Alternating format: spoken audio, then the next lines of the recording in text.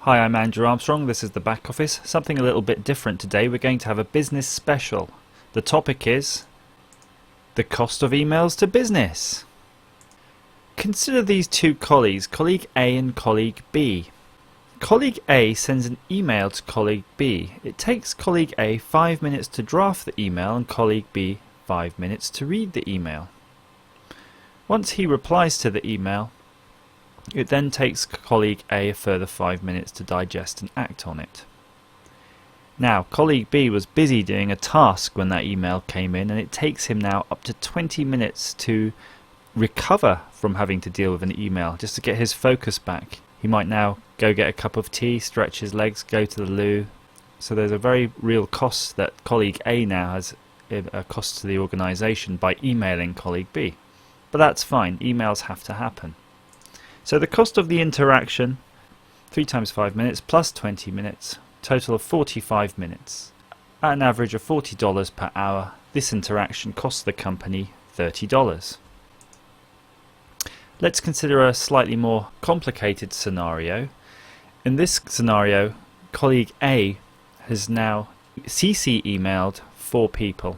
So you can see now the 5-minute interactions add up, because instead of just one person taking 5 minutes to read an email, you now have 4 people reading those emails. In this example, only one of them's bothered to react to colleague A. So perhaps colleague A asked colleague E for some information and CC'd B, C and D in just for their reference. So the cumulative cost though, because now B, C, D and E all have to get back to their work, is a further 4 times 20 minutes. So you have a total of 6 times 5 minutes plus 4 times 20 minutes, 110 minutes. At the £40 an hour rate, that's £73.33 that interaction has cost the company. So you can see the difference between the previous interaction. Although the same amount of data has really travelled between A and E, because you had the other 3 parties involved, you've more than doubled the cost. Let's consider this more complicated example. It's somewhat similar to the earlier one. So colleague A has emailed those same 4 people. However, because of some confusion in the email, colleague A was not clear in what they wanted out of that email. You can see here that colleague B now is interacting with colleague C and colleague D. Colleague D in turn is interacting with colleagues F and G, and they're actually interacting together. So by the time this all gets back, you can see there's actually an interaction between colleague E and A and colleague D and A, but now because colleague E's email is actually delayed, colleague A has actually gone off to do some other work, you can see that colleague A now has a 20-minute recovery time on his task. So the cost of the interaction is 14 times 5 minutes plus 8 times 20 minutes, a total of 230 minutes, which cost the company $153.33. So you might think, what's $153? This seems worth it for me. For colleague A could have been working on a big project, he needed that information, he got that information. Fine. However, the impact on the primary tasks of the other colleagues is huge. So just to break this down and give you an example, colleague A wants to finish 4 tasks today, including 1 urgent task by 12 noon. Might be sending a report to another department. Now, we all know that we get several emails per day. In fact, we may get up to 50 emails per day, but this example is only showing a few.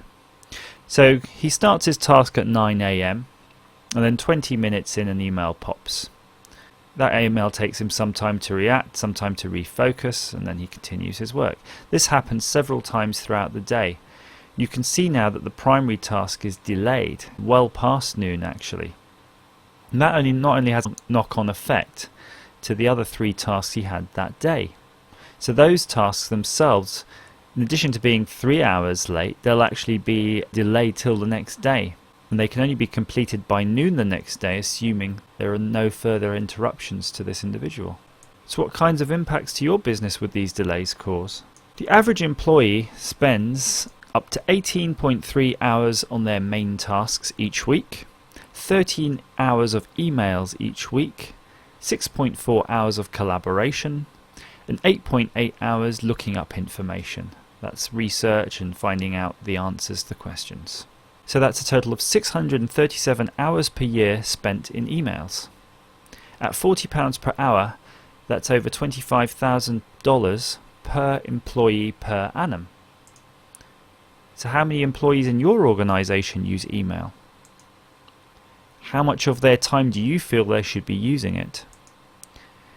Is their job to receive and send emails, or is it something else? $25,000 might seem like a reasonable salary, but it's not a reasonable salary for someone to spend 100% of their time in emails. So the typical findings are: 1 in 5 emails was CC'd unnecessarily to staff members other than the main recipient. There may be various reasons for this, but generally it's arse covering. 13% of received emails were irrelevant or untargeted. That's essentially internal spam. 41% of emails were received for information purposes. We all receive those emails that say FYI. How many of those emails do you actually read?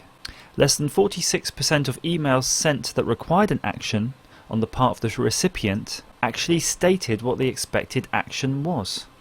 What's the point of sending the email unless the recipient knows what they should be doing? 56% of employees remark that email is used too often instead of telephone or face-to-face.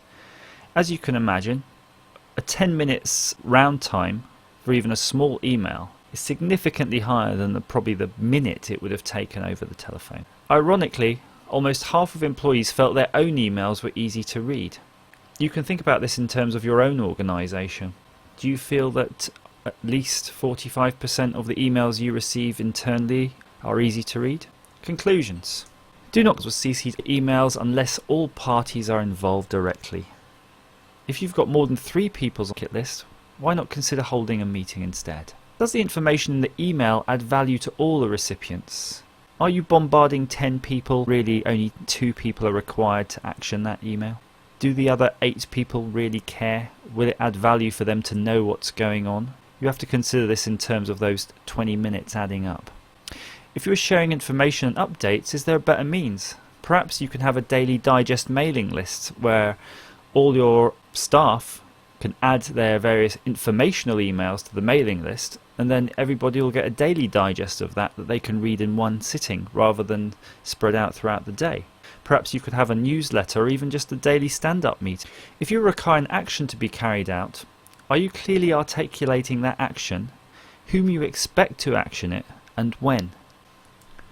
Will a 2-minute phone call to a single individual achieve what your email sent to 5 people will achieve? It'll cost less than a fifth of the organisation time to do it this way. Consider a personal to-do list or an organisational ticketing system or CRM to manage your actions.